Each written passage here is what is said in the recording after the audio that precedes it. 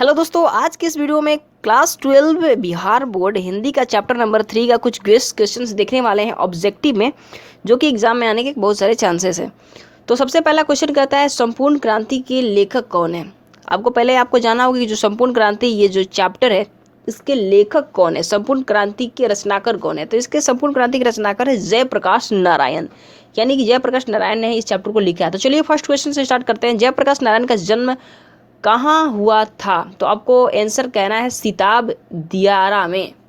सिताब दियारा एक ऐसी जगह है जहाँ पे इनका जन्म हुआ था। संपूर्ण क्रांति के रचनाकर कौन है? तो इसके रचनाकर है जयप्रकाश नारायण। इन्होंने ये चैप्टर को लिखा है।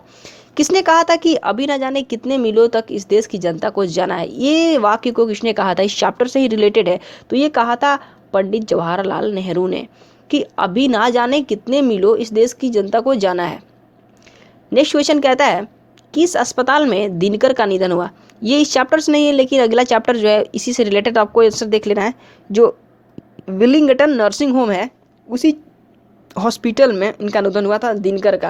यानी दिनकर से मुझे लगता है रामधारी सिंह दिनकर की बात हो रही है, जो कि एक और पोएट है अगले चैप्टर के। ठीक है, नेक्स्ट क्वेश्चन कहता है कि जयप्रकाश नारायण को किसका दलाल कहा गया है? तो उन्हें अमेरिका का दलाल कहा गया। ऑप्शन डी आपको सही मारना है। जयप्रकाश नारायण के स्वास्थ्य पर निगरानी रखने वाला डॉक्टर का नाम डॉक्टर रहमान था। तो ये डॉक्टर थे रहमान जी, जो कि इनके स्वास्थ्य को निगरानी रख रहे थे। ठीक है, जयप्रकाश जी को किसका भाषण सुनकर अमेरिका जाने की प्रेरणा मिली? किनका भाषण सुनकर जयप्रकाश नारायण अमेरिका गए? तो स्वामी सत्यदेव की भाषण को सुन के जयप्रकाश नारायण कहाँ पे गए? अमेरिका में गए।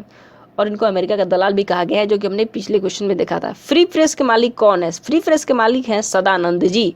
सदानंद जी एक जो है वो फ्री प्रेस के मालिक है। तो इसी चैप्टर का ये क्वेश्चन बहुत इंपॉर्टेंट है। ब्रेन ऑफ बॉब किसे कहा जाता है? ब्रेन ऑफ बॉब किसे कहा जाता है? तो ब्रेन ऑफ बॉब कहा जाता है उमाशंकर दीक्षित को।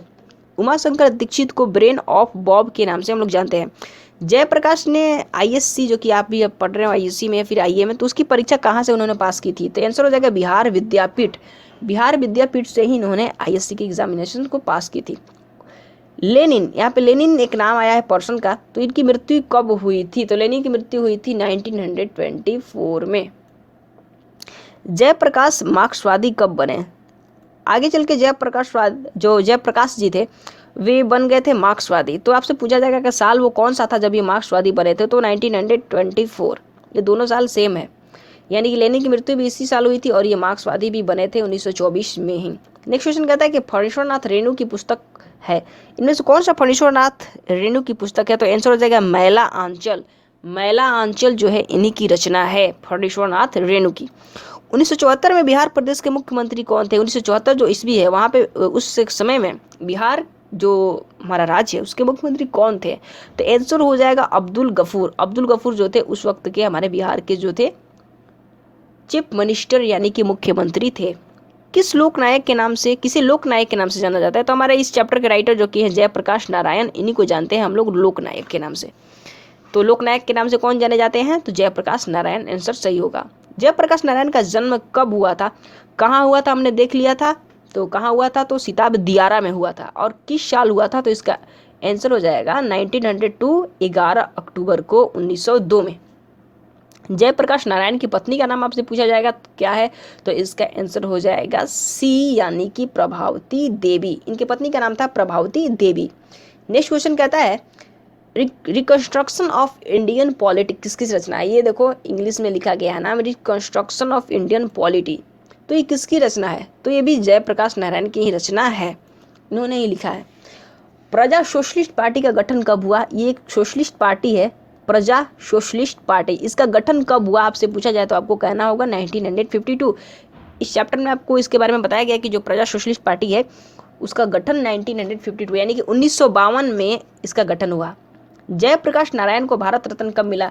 आपको एक और बात बता दिया जाए कि जो जयप्रकाश नारायण थे इस चैप्टर के कवि, तो उनको भारत रत्न से नवाजा गया है, यानी कि उन्हें भारत रत्न की उपाधि दी गई है। और वो साल है 1998, यानी कि 1998 में इनको मिला था भारत रत्न।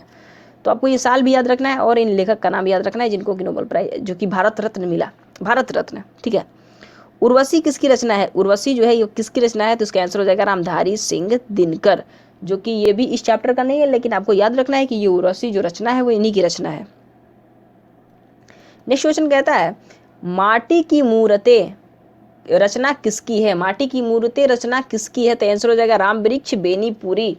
राम वृक्ष बेनीपुरी की रचना है, जो कि ये चैप्टर का नहीं है। अगले चैप्टर जो भी अगले हमारे जो भी लेसन आएंगे उनमें ये पढ़ने को मिलेगा।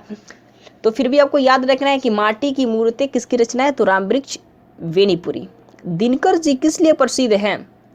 दिनकर जी किस चीज़ के लिए प्रसिद्ध है? तो साहित्यिक रचना के लिए रामधारी सिंह दिनकर प्रसिद्ध हैं, साहित्यिक रचना के लिए, साहित्य के जगत में वो प्रसिद्ध है।